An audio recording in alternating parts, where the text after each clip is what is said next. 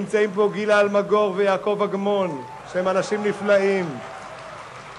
ונמצא פה גם חבר הכנסת היחיד שהוא באמת באמת באמת שלנו עד כמה שאני יודע, ניצן הורוביץ.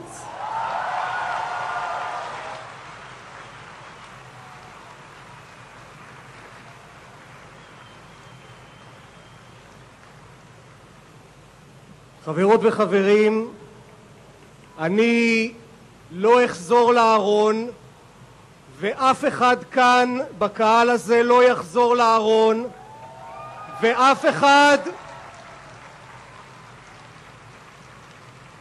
אחד בחברה הישראלית לא יסתגר בארון נעול בגלל פחד או בגלל איומים או בגלל הסתה. אנחנו אנשים חופשיים.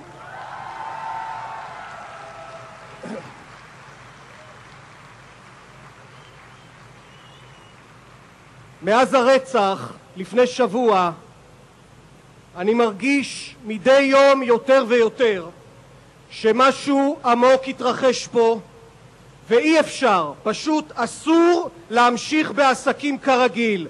באנו חושך לגרש.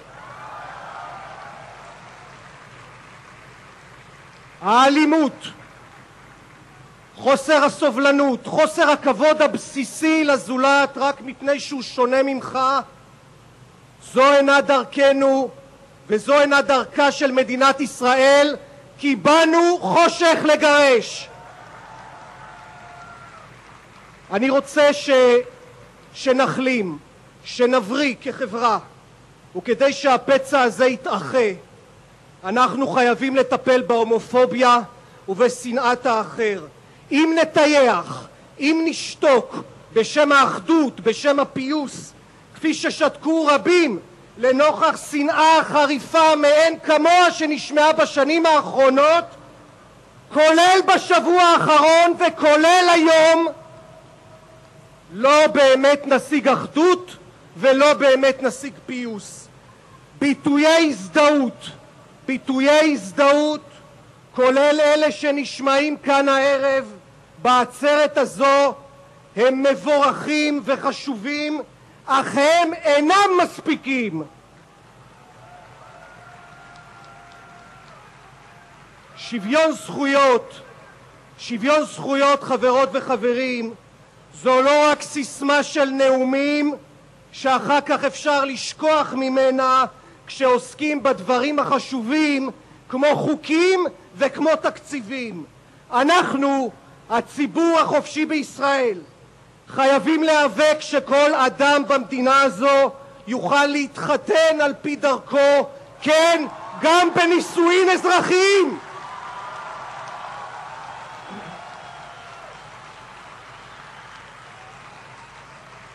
אנחנו חייבים להיאבק שכל אדם שירצה בכך יוכל להקים משפחה על פי דרכו ויזכה להכרה בחוק.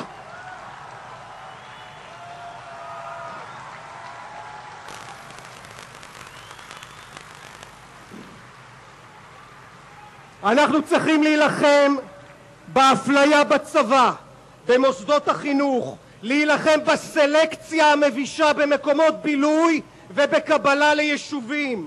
אנחנו צריכים להבטיח חינוך לדמוקרטיה, לאזרחות, לקבלת האחר בכל הזרמים של מערכת החינוך.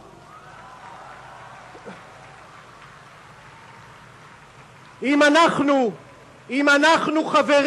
אנחנו לא נדאג לחופש שלנו, אף אחד אחר לא יעשה את זה במקומנו.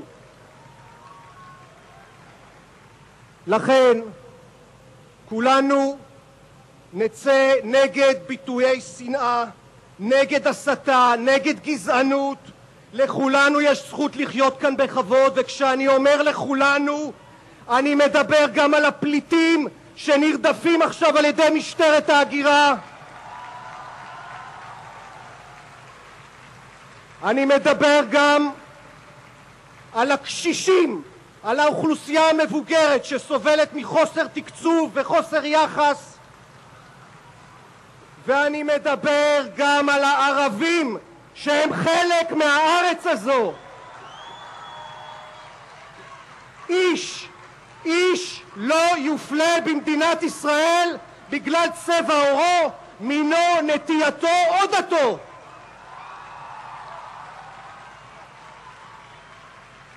באנו חושך לגרש, חברים וחברות, כדי שבאמת נוכל להיות חופשיים בארצנו. תודה.